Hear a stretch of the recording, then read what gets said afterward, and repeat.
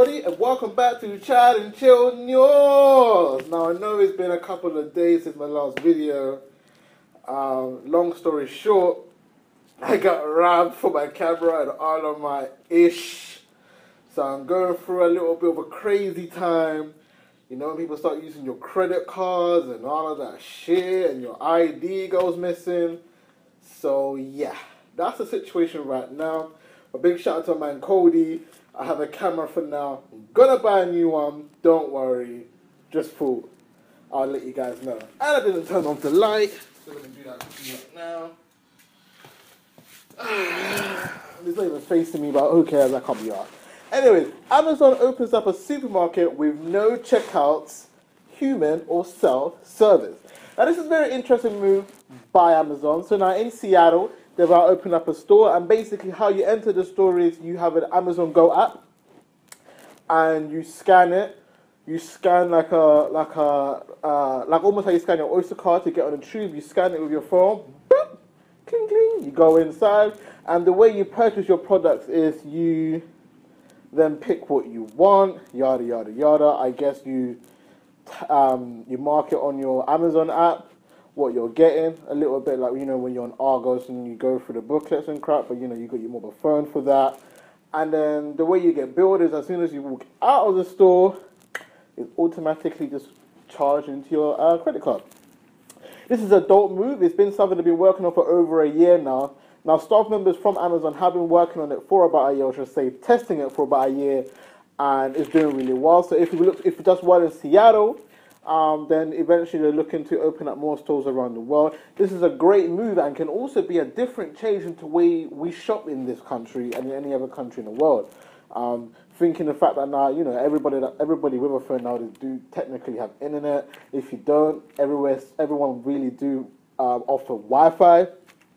So even if you were a pay-as-you-go user, not necessarily a contract user, you know, Amazon probably would provide you with free Wi-Fi in the store. Anyways, just connect to that, and you know, you can still tap in as usual. In my opinion, I think it's a dope move. I think it saves you from being a thief. And yeah, if you have to swipe in and out, I mean, it's cool. It's good. Ed Sheeran announced that he's going to be engaged to his long school sweetheart, Cherry Seaborn. Now, if you didn't know, for his previous album, he took a year trip away with his girl, Cherry. He's been talking highly of her in all of his interviews, most notably in Breakfast Club with Charlamagne the God and the crew there. So again, love does matter and love does exist. And you know, big salute to Ed Sheeran. Hopefully the wedding goes according to plan, and big salute to you. Prince Harry and Meghan Markle won't invite Barack Obama to the royal wedding in a bid to avoid a diplomatic row over the snub of Donald Trump. Now, if you didn't know, Barack Obama was the previous president of the America, and then obviously got taken over by Donald Trump. I think it's like a year ago now. It feels like it's only been like 2 weeks, but yeah, a while ago now. Prince Harry and Meghan Markle are very good close friends with Barack Obama, but they don't want to invite a previous president and then not invite the president right now. Because it might cause a little backlash and all that stuff, and you know, you don't want to have, you don't want the UK to have a situation with America where they're not, you know, friends and stuff like that. So they're just not going to invite anyone altogether. In my opinion, I think it's bogus. If you're not best friends with the Prime Minister, it's your wedding. I can't believe a wedding can, you know, have an effect on a country's relationship, you know. But you know, that's all political, and yeah, let's get into the next story. Now, to do with YouTube. Now, YouTube has denied its content should be regarded in a way similar to traditional broadcasters after the Logan Paul saga. Now, if you don't understand what that means, is basically if you watch TV and all that broadcasting stuff, there's a lot of regulations that they have to follow before uploading their content. Whereas YouTube is just you upload whatever you make. It doesn't have any rules and regulations. I mean, if it's got too much swearing and stuff like that, I mean, you might not get monetized or whatever, but in terms of what you actually upload, you can upload what the hell you want. Now, they're basically saying this because YouTube has now become more than just a vlog blog upload. People are uploading documentaries, like Katy Perry uploaded one. Demi Lovato uploaded a documentary regarding for their albums or, you know, previous lifestyles. And, you know, YouTube now has YouTube Red where they do movies and stuff. So they want YouTube to become more of a broadcaster than just a content uploader. But YouTube's chief, you know, said in an interview recently that, you know, YouTube shouldn't be regarded as a broadcaster or like a TV broadcaster, whatever you want to call it. They're just content creators. People upload. YouTube lets people upload their content, but they don't broadcast content. Does that make sense? Whereas with TV, they broadcast your content. Like, yeah, it's different. Like YouTube just allows you to post what you want, a little bit like Facebook.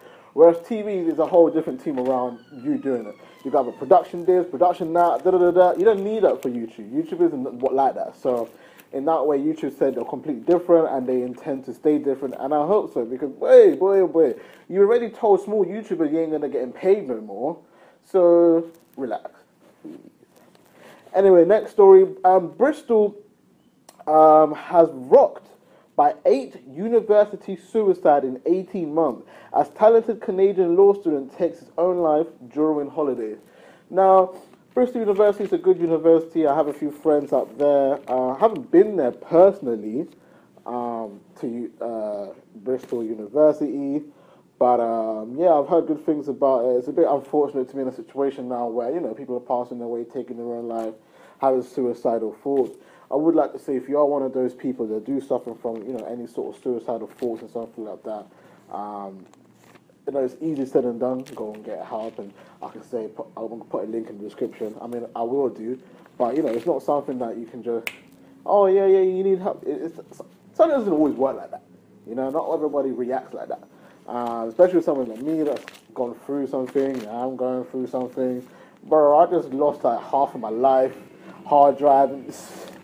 I'm a mess right now, bruh. Still getting the news in when I should be taking a 2-week break. I'm about to do another episode. I'm tired, man.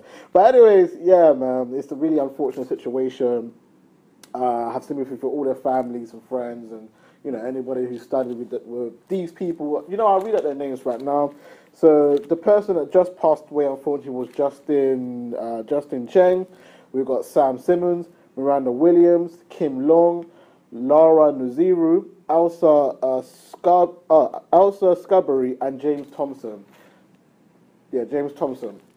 So these are the people that so far has passed away within the 18 months by committing suicide. Now, police have came out and said that they can't see anything that results either than them committing suicide.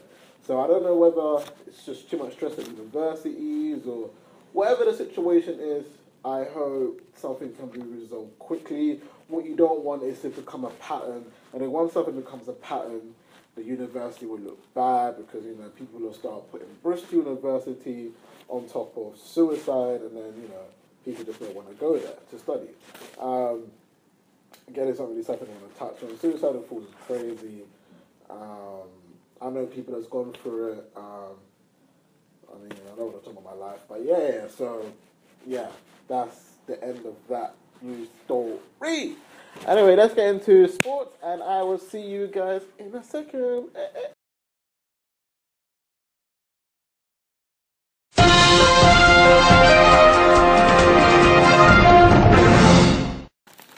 What up, everybody? No. Sanchez and me. Yo, man, I don't even know if I want to make videos at the moment. Sanchez and Henrik Mkhitaryan to be announced. Now, if you didn't know, that over the weekend, they're both having their medicals at prospective clubs. Sanchez at United, Henrik Mkhitaryan at Arsenal. Now, it's also said that Arsenal has flown into Germany to have a talk with Aubameyang. So, very interesting situation going on with Arsenal right now. If you remember, Henrik Mkhitaryan and Aubameyang was a deadly foe, you know, a couple of years ago when they played with each other. So, the prospect of having them together and Lacazette is looking pretty strong for Arsenal. Now, Mesut Ozil might be moving to Manchester United as well as any other club that, you know, willing to pick him up for free. Now, sticking to Sanchez and Henrik Mkhitaryan, it is a very interesting scene at the moment. I think a lot of the media try to paint it as Mkhitaryan being a better deal. Now, interesting enough, which I didn't actually know, Henry Mkhitaryan and Sanchez are both 29. So technically no one's getting a younger and older player, whereas I thought Henry Mkhitaryan's like 27 when I figured out he's not. So it's a pretty interesting situation. Again, I would say Sanchez, Man United, as a United fan, I'm happy. Losing Henry Mkhitaryan though, I'm not. Like, I just really want him to stay, to be honest. But yeah, again, man, football, isn't it? Sturridge to Sevilla. Probably just a loan deal. Now, Sevilla and Inter Milan have been tortoise. Sturridge just has to pick a team. Liverpool has said you can go. Oh, boy. Damn. Where do you want to go, Daniel Sturridge? Where do you want to go? Please, just tell us, bro. Please. We just want to know. I think you should go to Sevilla, though. Just saying. Flamini has agreed an 18-month contract with Getafe. Now, former Arsenal man, Flamini, Getafe. I actually don't know how good Getafe have been this season. But La Liga is an easier league. He's a pretty old player. He'll be a veteran for them. And hope it goes well for Flamini. Chelsea close to sign Roma duo Edin Dzeko, former Man City player, and Emerson Palmieri, both from Roma, with the possibility of Michy Batshuayi going the other way on loan. I think that's a great move. I mean, Edin Dzeko scores a lot of goals. I think he's been one of the Roma's top goal scorers for either this season or even last season as well. So why not? Edin Dzeko is a goal scorer. He can get you at least 20 goals a season. If not 15, minimum 15 goals a season when you get out Edin Dzeko. He was really good when he was at Man City, in my personal opinion. Not really good in terms of Aguero, really good, but good enough to come off the bench or start a couple of games. And Chelsea wants a target man. Edin Dzeko is the perfect man, in my opinion. Now, Crystal Palace agreed a deal for Jurosho Jack, which is a defender. Yeah, I'm probably saying it incorrectly. Apologise for that. And do Crystal Palace need a defender? I actually don't know if they need a defender. It's an interesting move by Roy Hodgson. I think they need to worry more about the goals than conceding at the moment, because they're not conceding that badly, but they are not scoring that much either. I mean, okay, yeah, they are conceding quite badly. They lost, I think, 4-0 to Tottenham, was that earlier. But that's not my point. The point is, I think they should be concentrating on going forward a little bit. Maybe. I don't know. I mean, there's still time in the transfer window to rectify that and get more moves. I didn't write this down. I want to also talk about Watford. They have sacked Marco Silva and taken in Garcia. Now, a lot of people say Marco Silva was sacked due to the fact that, when Everton came calling, his head got turned and his team just collapsed. And that's just what they're saying at the moment. Garcia, I don't really know much about him. I know he's managing La Liga apparently or stuff like that. So anyway, good luck to him. Hopefully Watford can do better this season. They are top half of the table, so to be getting sacked at 10th when you're called Watford, it's really interesting to me. Anyway, hopefully transfer window goes well. Man City can get Sanchez in. I would like to see if we can get Ozil in as well, but probably not, because we spent like 98 years of this transfer window on Sanchez, which is probably a good move. But anyway, that's the end of the news. I will see you guys tomorrow, hopefully, if I can be asked, for another video, and peace. I don't wanna waste your time, so girl, don't waste mine. Yeah, you're cute and got a nice smile. Ain't seen nobody like that in a while. You don't wanna mislead me. Yeah, your wifey type or single and happy. Just wanna friend someone's company. And if something happens, bend the chemistry. While you push it,